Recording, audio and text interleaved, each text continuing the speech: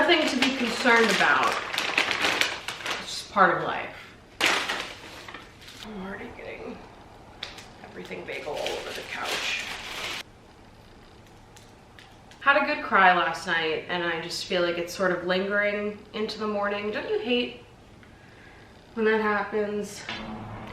Obviously, I've talked a lot about my healing journey online, and when I say healing journey, I don't mean like some measurable amount of time that we can section off and that's when I healed. Like, your healing journey is forever. I've just been sharing a lot of the various parts of that, I guess, and what that looks like currently for me. If you've been watching the Emotionally Unavailable series, then you know a lot of what I've been thinking about as of late in my life. If you don't watch the series, in short, it is a series about me, a very emotionally available person, deciding to not date for a year because emotionally unavailable men were making me jaded. They were making me fear love and sort of just have a lot more anxiety with being vulnerable than I have ever had in the past. So I needed to take a step back and just let myself breathe. I know everyone has felt this way at some point, but it's like you feel like you've done all the work and you're ready and you're vulnerable and you're bringing all that you can to the table, and someone just wants to like suck you of all of the goodness that you have to bring without ever reciprocating any of it. And so you're left in this middle space. I saw a tweet this morning. I forgive myself for viewing someone's lack of reciprocation as a challenge to convince them of my worth. I forgive myself for looking for the places where I wasn't loved instead of being at home where I was. Something I've been thinking about is the type of healing you have to do when things pile on top of each other. When maybe 3 similar situations happen to you, and because of the repetition, you are taught something.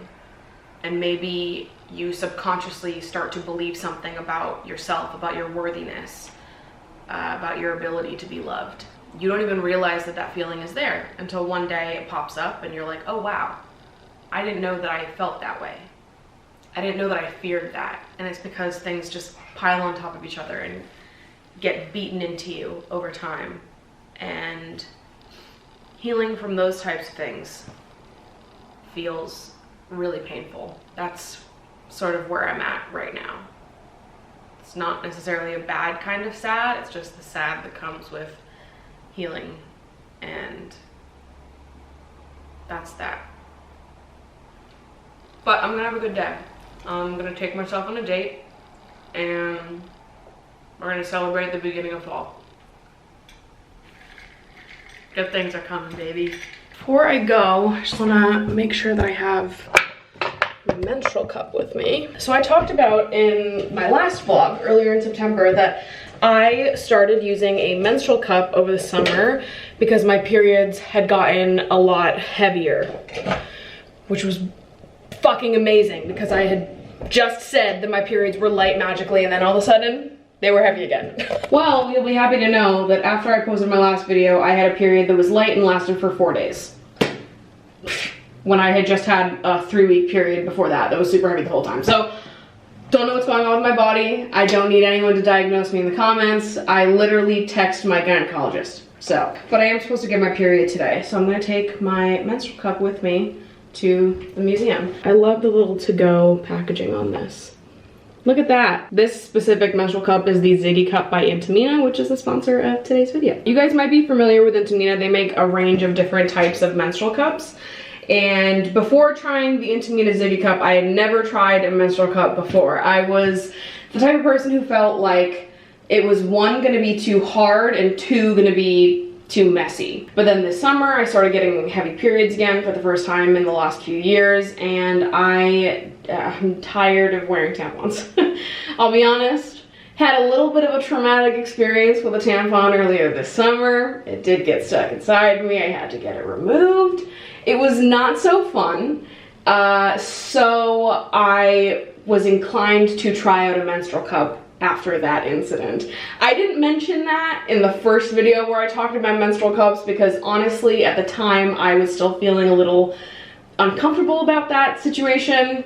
It was not fun, emotionally or physically. So like I said, Intimina sells a variety of different types of menstrual cups, and the Ziggy cup is the one that caught my eye in particular because it is a menstrual cup designed to be worn during sex. So as you can see, it has like a pretty flat shape to it, and the bottom of the cup is like very moldable. Super easy to just squeeze, insert, and like tuck it up behind your pelvic bone. It basically ends up creating like a suction so that the blood can't go through, and while you're having sex, it'll be blood free, and it should feel just about the same for you and your partner. I promise the insertion is really not that hard. It's definitely something that you have to get used to if you've never tried this sort of thing before, but once you get into the rhythm of doing it, it's not so bad. It's good for light flows or heavy flows, and obviously it is reusable, eco-friendly, and just all around better for your body. So if you've been debating trying a menstrual cup for the first time and you weren't quite sure where to start,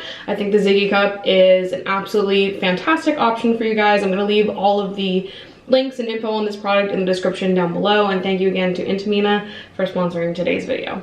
All right, here's the outfit. We've got a one shoulder top from Hara the Label, my favorite Big Bud press trousers, Nike sneakers, my leopard bag that I'm pretty sure is just off Amazon. My sister got it for me for Christmas, so not 100% on that, but I will try to find the link for you guys and put it in the description because I've been avoiding doing that. And then some sunglasses that I got from Indy, my absolute favorite.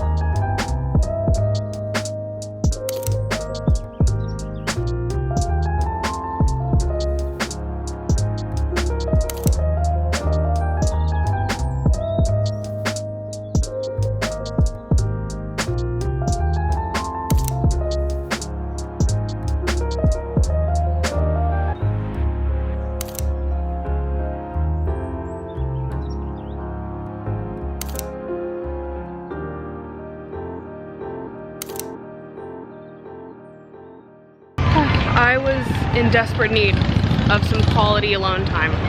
Now I feel refreshed, I feel energized. I think that everyone knows the importance of alone time in a general sense, right? Like everyone needs a certain amount of alone time. Some people need more than others. I personally need a lot, but I think it's important also to note the difference between like alone time where you are just sitting in bed watching TV and alone time where you actually take yourself out on a date and just spend some quality time with yourself. So it's been a lot of my weekends lately. It's just going around and doing the things that usually I would do with friends, or maybe I put off doing it because I think, oh, this would be fun to do whenever I have a partner, whatever, you know.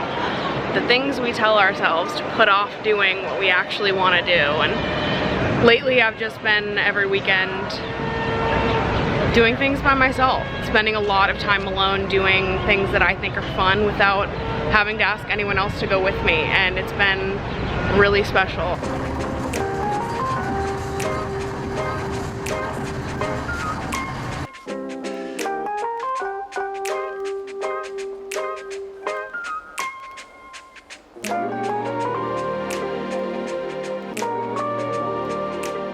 I got this little black wreath thing. I don't know, it seems kind of Halloween-y. I got this fabric pumpkin, and then I got 2 ceramic pumpkins. See, I like buying stupid things because it feels fun to me. Do I need ceramic pumpkins? Do I need a fabric pumpkin? No. No. Are they stupid belongings? Yeah, for sure. Are they kind of ugly? Totally. Do I need them? Yes. All I want is soup. These days, it like became fall and I was like, soup. Can I just say, something that I've been thinking about a lot lately, it has been on the top of my brain 24/7.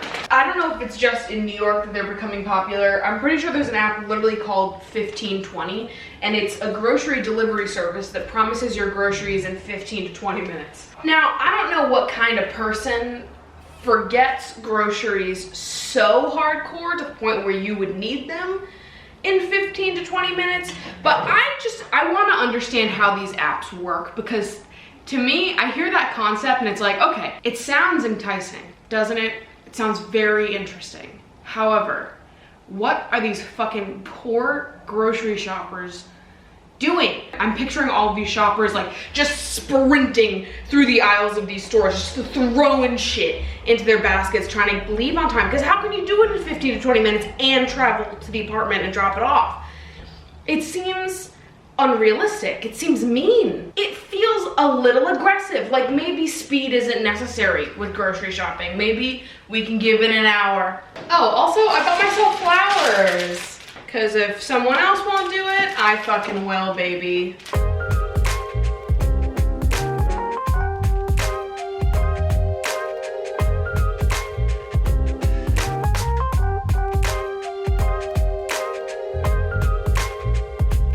Something I've been thinking about a lot lately is how some of us end up having to sort of grieve, in a way, the visions of what we thought dating was gonna look like when we got a little older. I felt kind of sad about this recently,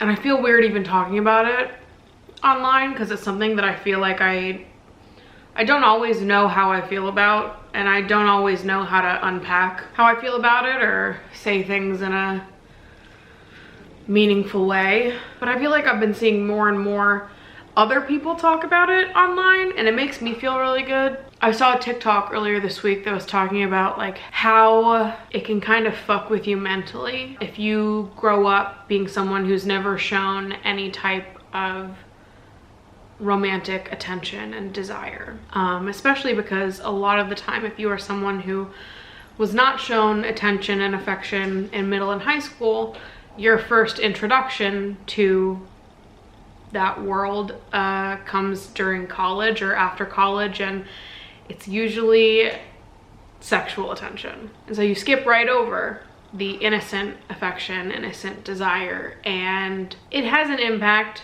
on you.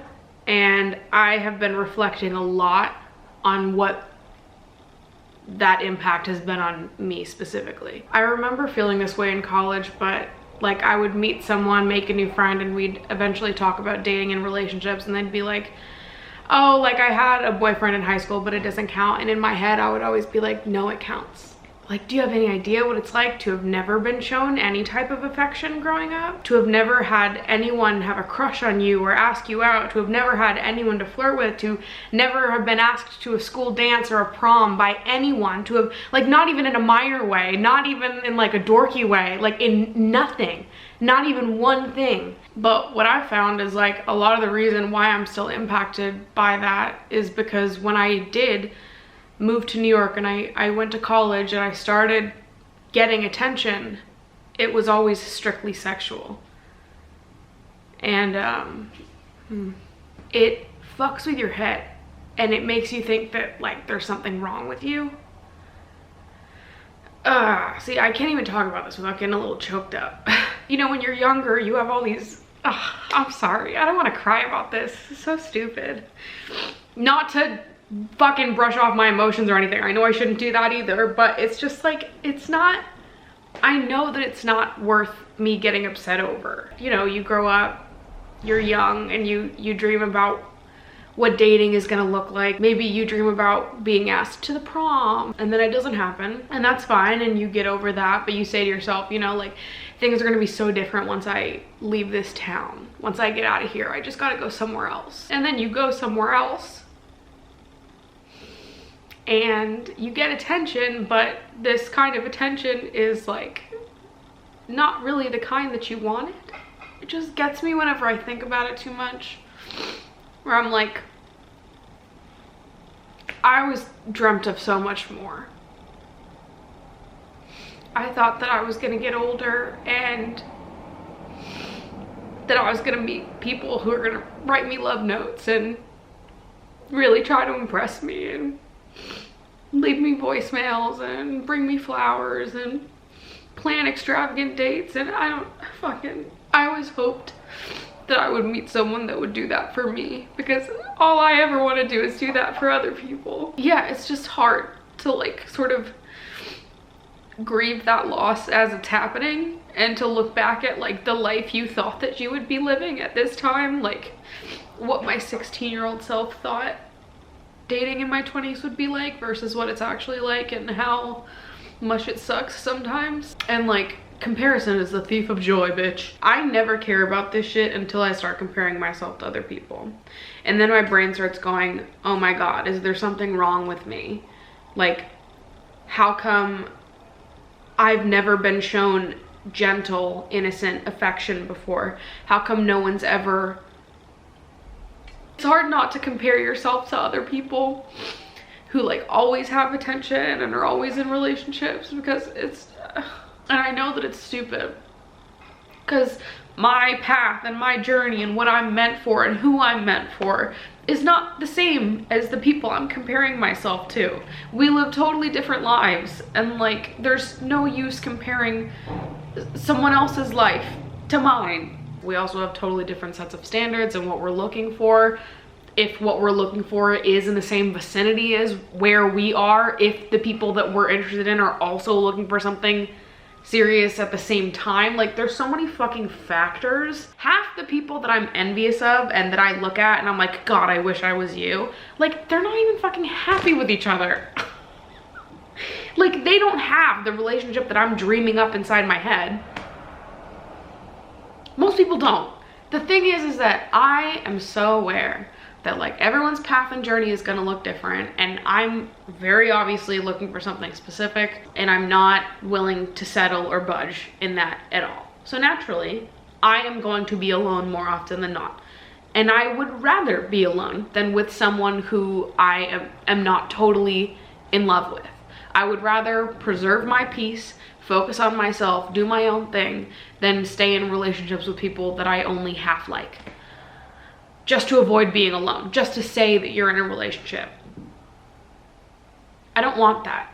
I don't fucking want that. But sometimes comparison just has me by the fucking throat, and I start feeling like there's something wrong with me, and that I'm behind, and that I'm missing out on something, even though I don't even fucking know anyone that I would want to date. Like, I have nothing. The thing is that it's all just because our society puts a weird pressure on romantic relationships, and everyone's comparing each other's timelines. But I am still comparing myself to people who are on a totally different life path than I am, because I convinced myself at a young age that that was some indicator of how truly worthy I was. And I know all of this, but it still sucks sometimes.